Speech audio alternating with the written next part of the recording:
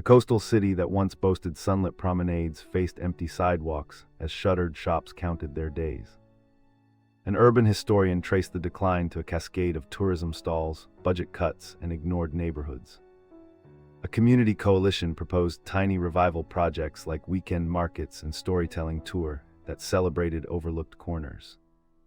A skeptical mayor watched as visitors slowly returned, drawn by new murals, green corridors, and local legends retold at dawn.